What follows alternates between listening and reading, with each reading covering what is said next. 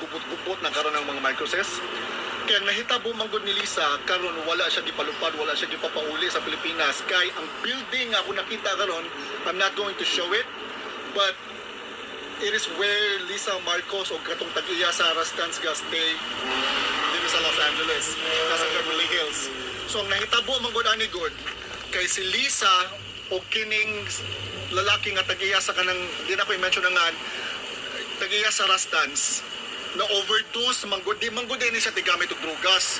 Nya karon na overdose sa drugas. Ang foul play manggod ang ninahitabo kay gi-report nila 7 hours na later. Nganong kinanglan man sila magawa 7 hours later before nila gi-report nga namatay na dito ng gahi na. So mo to pag uli na nila karon, gimbestigahan sila, di man niya matubag. Kinanglan man sila itas og kanang if they were under the influence of drugs. Mo na karon nagka-guideline na sila. So sa paniog yun na diri karon sa Tibok, Los Angeles, especially sa kanang Filipino community here in the Beverly Hills area. I just live a couple of blocks away from where it happened. So nakapaniog yun siya. So muna karon gaba na ninyo mga Marcoses, mga putang ina kamo. Ha? Dili mo mga uli. Tungod kay imo puros mo mga adik. Shabu pa more. Drugas pa more.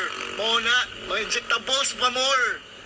Gaba na ninyo mga putang ina mo. Nga karon sa sleeper kay ko hindi siya kauli. Detained guys. Detained si Lisa Marcos.